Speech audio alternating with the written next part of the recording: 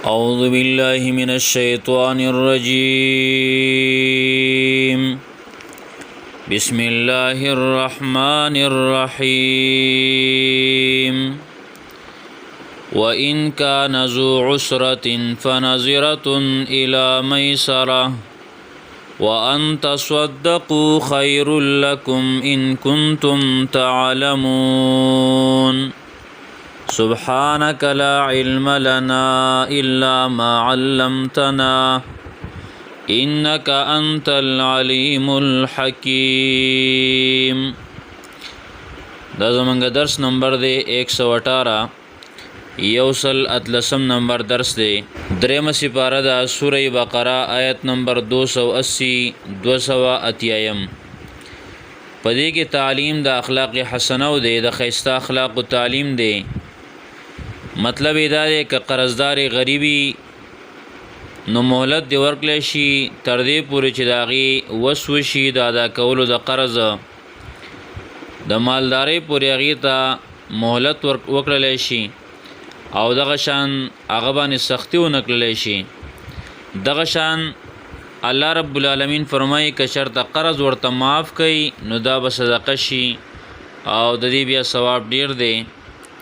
حدیث کې مرضی رسول الله صلی الله علیه وسلم فرمایي من یسر علی معسر یسر الله علیه فی الدنیا والآخرة. وګد حدیث ته وزین الفاظ پکې دا سیم دي چې ومن یسر علی معسر یسر الله علیه فی الدنیا والآخرة. چې چا په یو تنگ دست باندې اسانی وکړي نو الله رب العالمین به په ځبانې په دنیا او په آخرت کې اسانی وکړي. دا شان یو بل حدیث کې دا سرازی من انظر معسرا فله بكل يوم صدقه.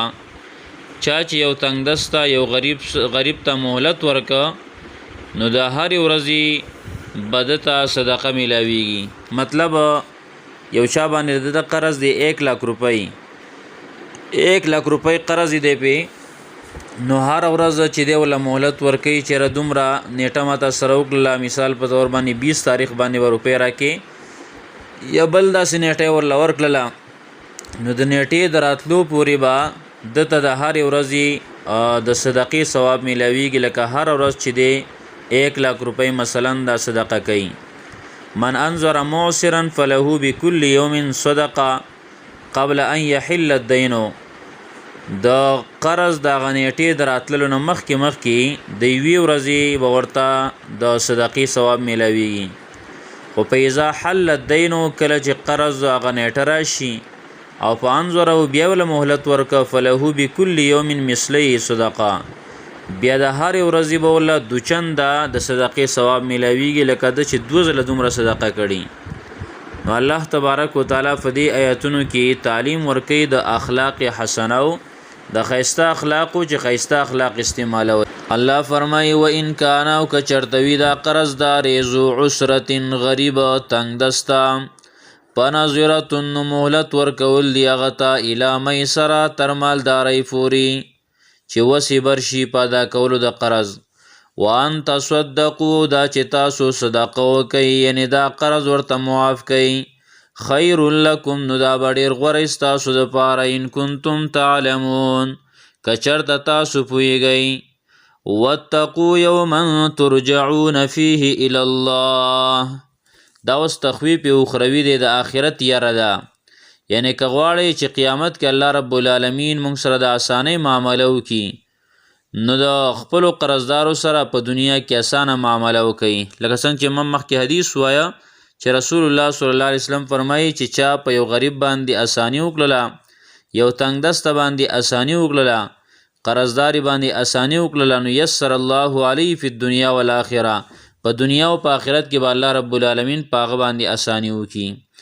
دا اخرنی آیت دی چې رسول الله صلی الله علیه وسلم باندې د نزول شوی دی. تقریبا 2 ورځې پس بیا نبی علیہ الصلوۃ والسلام د دین وفات شوی دی.